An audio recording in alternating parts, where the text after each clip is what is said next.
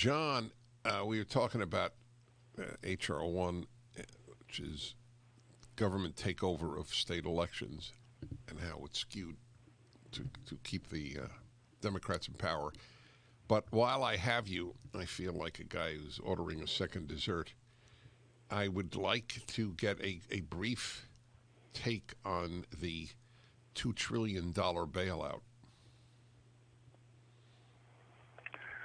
Well, that may be the second worst piece of legislation I have seen in the last 40 years. We're really in sync. Think about this.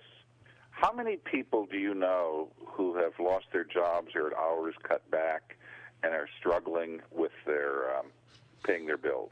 I bet you and I both know a lot. Of course, yes. Did you know that government workers, who, by the way, even if they've been working from home, haven't, or at reduced hours, haven't suffered any cutback in pay? Did you know that this bill includes a $20,000 leave benefit because they've been on leave at home for federal workers? No, I did not know that. $20,000. Now, private sector workers aren't eligible for that.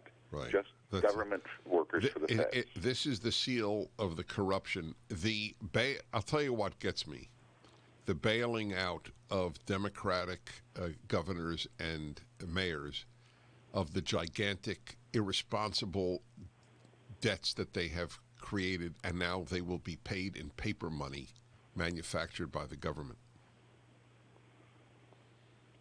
Yes, and by the way, Dennis, I forgot to mention that the worst part in some ways of the H.R. 1, which we have to reference, is the free speech provisions.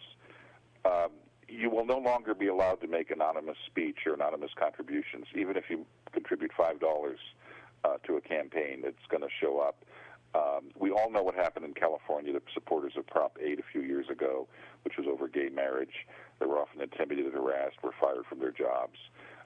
It requires that nonprofits that contact government over a bill will have to completely disclose their activities and their donors. The ACLU, Dennis, which, as you know, has gone astray so badly, the ACLU filed a 13-page letter opposing H.R. 1 in its entirety because of its restrictions. Wow. Wow. There is some good news. John Fund, I wish we could continue. We will. His article is up at DennisPrager.com. Read his books and pray for this country.